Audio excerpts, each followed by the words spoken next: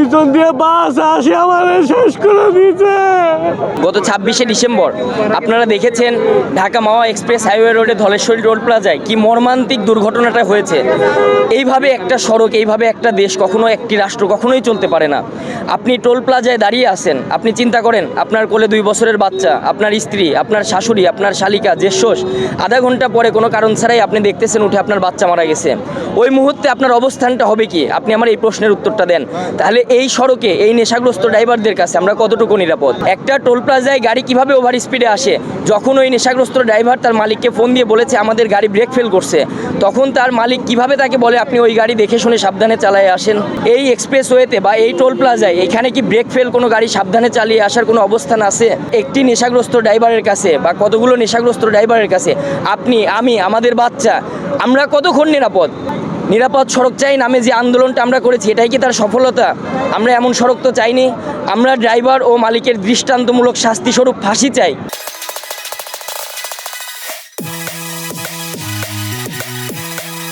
কয়েক সেকেন্ডের মধ্যে একটা পরিবার ধ্বংস হয়ে গেল। তো এখানে যদি আমরা এখনো যদি সতর্ক না হই, সামনে তো আমরা নিজেরাও ধ্বংস হয়ে যাব বা আমাদের পরিবার ধ্বংস হয়ে যাবে। তাই আর যেন আরেকটা দুর্ঘটনা এরকম না হয়। আর বাস মালিকরা কেন নেশাগ্রস্ত কেন ড্রাইভার রাখবে? এত শিক্ষিত, এত ভালো অনেক ধরনের ড্রাইভার আছে, তাদেরকে রাখুক। কিভাবে মানে পিছন দিক দিয়ে পিছে চলে গেল, এটা কি মানে মানা যায়? এটাকে কি দুর্ঘটনা বলে? এটা কখনই দুর্ঘটনা না। এটাকে আমরা চাই যে 302 ধারা মোতাবেক মামলা হয়ে সর্বোচ্চ শাস্তি মৃত্যুদণ্ড দেওয়া হোক। কারণ অ্যাক্সিডেন্ট যেটাকে আমরা আইনগতভাবে বলি সর্বোচ্চ শাস্তি মৃত্যুদণ্ড, সেটা দেওয়া যায় না, সেটা সর্বোচ্চ শাস্তি 5 বছর। কিন্তু আমরা চাই যে এই মামলাটা হোক 302 ধারা মোতাবেক এবং সর্বোচ্চ শাস্তি মৃত্যুদণ্ড দেওয়া হোক। বিআরটি এর কাছে অনুরোধ, আপনারা দয়া করে আল্লাহর হস্তে আপনারা সঠিকভাবে পরীক্ষা নিরীক্ষা করে গণপরিবহন কর্মীদেরকে লাইসেন্স প্রদান করবেন আল্লাহর হস্তে।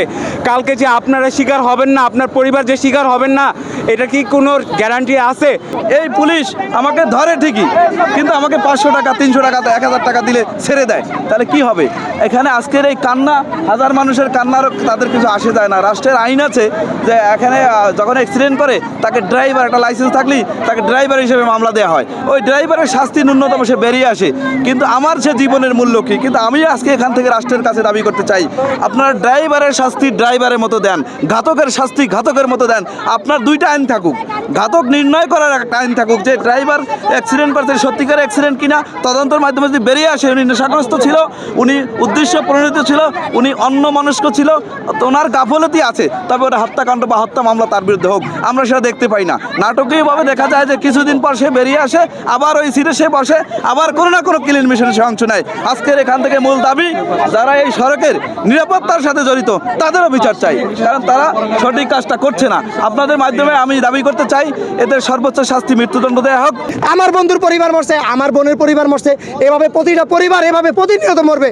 যদি আজকে নিশ্চিত না করা হয়, এই বেপরা ড্রাইভারের ফাঁসি নিশ্চিত যদি না করা হয়, তারা এভাবে প্রতিনিয়ত প্রতিটা ঘরকে এভাবে খালি করবে। আমরা এভাবে কোনো মায়ের কোর খালি করতে চাই না, দেখতে চাই না। আমরা এই বেপরা গতিতে যে এই ড্রাইভার ব্রেক ফেল গাড়ি নিয়ে আসছে, সে তার মালিকের সাথে কথা বলেও সে কিভাবে কি ব্রেনে এই গাড়িটা নিয়ে আসলো রাস্তায়, পরিবারকে কিভাবে তারা মৃত্যুর কোলে ঢেলে দিল। সড়কের যে আইন, যে নিয়ম, বর্তমানে কোনো কিছুই মানা হচ্ছে না। একজন ড্রাইভারের এতটুকু নিশ্চিত হওয়া দরকার যে আমার গাড়ির ব্রেক নাই, আমার গাড়ির এই ব্রেক না থাকা অবস্থায় আমি গাড়ি নিয়ে কীভাবে বের হই, আমার এই গাড়ির ব্রেক ঠিক না হওয়া পর্যন্ত আমি গাড়ি নিয়ে বের হবো না। প্রতিটা ড্রাইভারের একটাই আমার উদ্দেশ্য কথা বলা, যে যেই গাড়ির যেই সমস্যাই হোক আপনারা গাড়ি ঠিক করেন, তারপরে গাড়ি নিয়ে বের হন। গাড়ির ক্লাস প্লেট এবং ব্রেকের যান্ত্রিক ত্রুটি ছিল, এটা জানা সত্ত্বেও গাড়ির ম্যানেজমেন্ট, মালিকের ছেলে যে কর্তৃপক্ষ ছিল, এই গাড়িটা বের করা হয়েছে। এই গাড়িটা বের হওয়ার কারণে, আর ড্রাইভার ছিল নেশাগ্রস্ত। ঘটনায় যারা জড়িত আছে, যাদের দায়িত্ব অবহেলা আছে, তাদের সর্বোচ্চ শাস্তি আমি আবেদন করছি। আমি গোপালগঞ্জ যাচ্ছি, আমি টোল প্লাজায় খাড়াচ্ছি, টোল দিচ্ছি, আমার ছেলে আমার বুকে পিছন দিয়ে বাস আসে আমার শেষ করে দিয়েছে। আমার ফ্যামিলি 7 জন, আমার ছেলে, আমার ছোট বোন খুবই মর্মান্তিক অবস্থায় আছে আনোয়ার খান মডেল হসপিটালে। আমার ওয়াইফ ওখানে আছে, আমার বাচ্চার সাথে সাথে মারা গেছে, আমার শাশুড়ি মারা গেছে, আমার জেঠাশ, আমার শালি মারা গেছে, সাথে সাথে মারা গেছে। আমি বিচার চাই। এটা এই রাস্তা যেগুলো চলে বেশিরভাগই পারমিট নাই, বেশিরভাগই লাইসেন্স নাই। আসলে দুদিন পর পরই অ্যাক্সিডেন্ট হয়। আমি চাই না আমার মতো অন্য কারো সন্তান আনা হোক।